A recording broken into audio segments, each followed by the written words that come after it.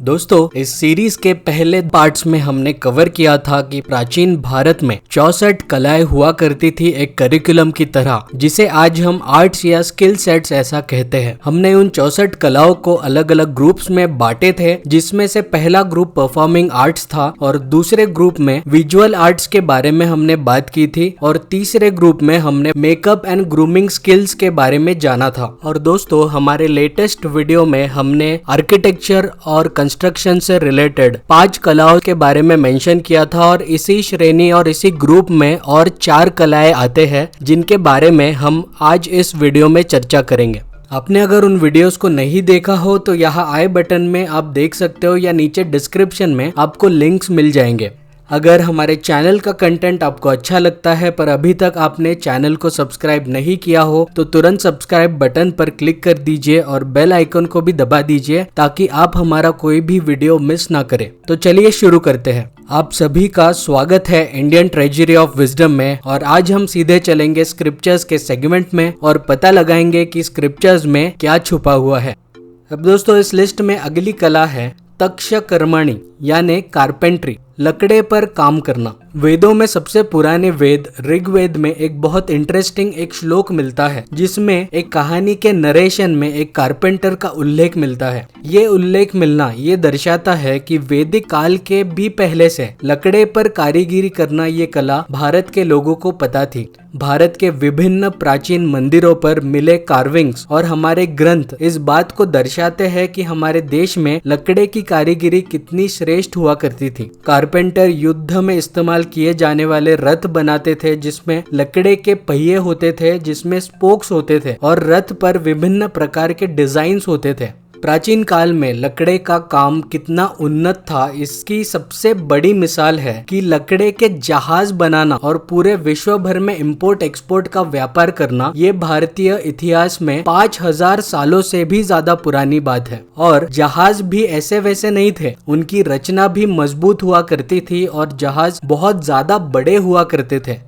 समुद्र वाणिज्य जातक कथाओं में ये उल्लेखित है कि एक ऐसा बड़ा जहाज था जिसके अंदर 1000 से भी ज्यादा परिवारों ने शरण लिया था एक द्वीप पर माइग्रेट करने के लिए। ये बात भी वेल रिकॉर्डेड है कि वास्को डगामा भी जब पहली बार भारत आए थे, उनकी शिप उस समय की यूरोप की सबसे बड़ी शिप थी, पर उन्होंने ये रिकॉर्ड किया है कि भारत की शिप्स लगभग 10 गुना ज्यादा बड़ी उनको मिली जब वो भारत पहुंचे थे। ब्रिटिशर्स ने भी ये बात अपने बुक्स में रिकॉर्ड की थी और ये एक्सेप्ट किया था कि भारतीय शिप्स की क्वालिटी उनके शिप्स के क्वालिटी से काफी ज्यादा अच्छा हुआ करता था और बहुत ही कम मेंटेनेंस में ज्यादा समय तक भारतीय शिप्स चलते थे। भारतीय शिप बिल्डिंग के इतिहास के ऊपर हमने पहले भी एक डिटेल वीडियो बनाया था, जिसको आप आई बटन में यहाँ चेक कर सकते हो।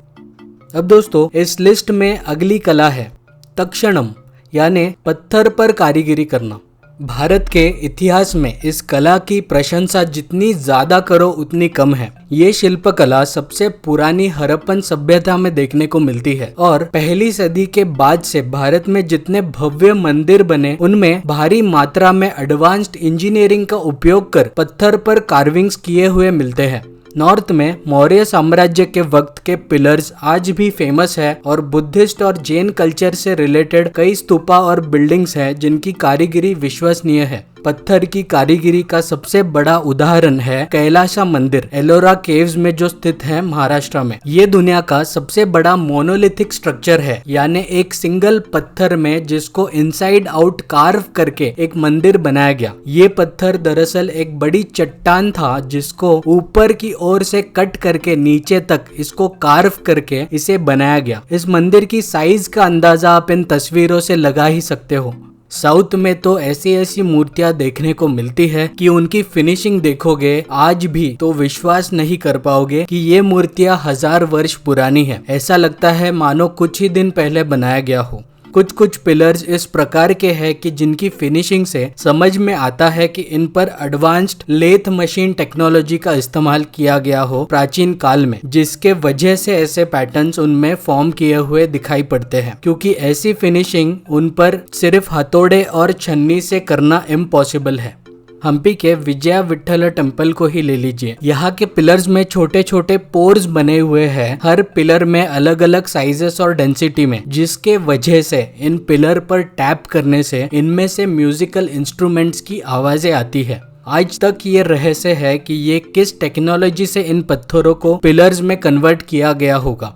और दोस्तों, ऐसा नहीं है कि इस क्षेत्र में सिर्फ पुरुष ही आगे हुआ करते थे। 10वीं सदी के फेमस कवि राजशेखर ने अपने ग्रंथ विद्या सलभांजिका में ये ऐसे स्त्री का एक उल्लेख किया है जो पत्थर पर कार्विंग कर मूर्ति बनाने की कला में अपने ससुर और अपने पति दोनों को पीछे छोड़ देती है।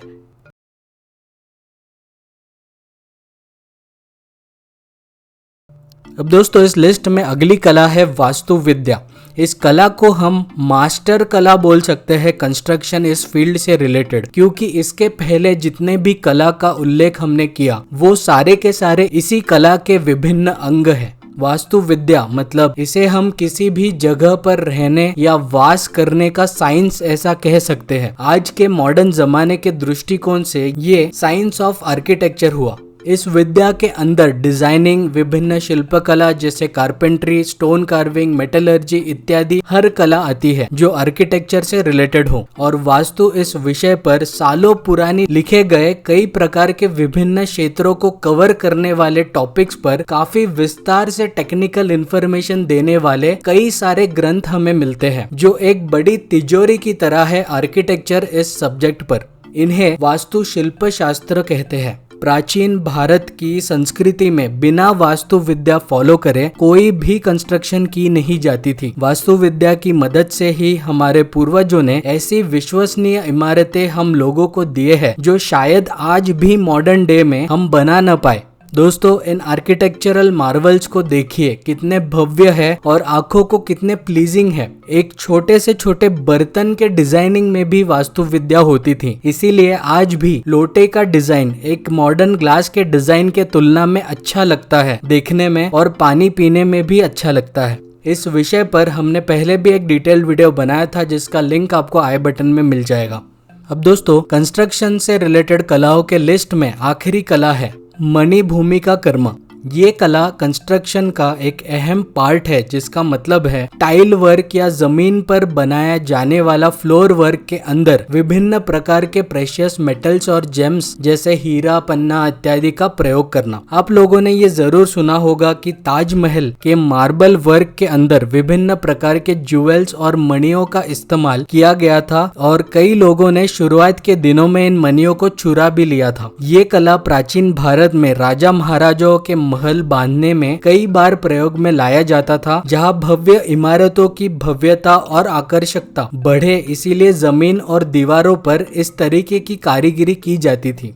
ऐसे टाइप के कलाएं नॉर्मल सिविल वर्कर्स नहीं किया करते थे, और प्रेशियस मेटल्स और जेम्स का सही तरीके से यूज हो इसके लिए स्पेशल स्किल्ड व्यक्तियों के द्वारा इस कला को किया जाता था। इस कला को जानने वाले व्यक्ति काफी माहिर हुआ करते थे इमारतें और मंदिर बनाने में, इसीलिए इन कला का प्रयोग सिर्फ स्पेशलिस्ट लोग ही किया करते थे प्राचीन काल में।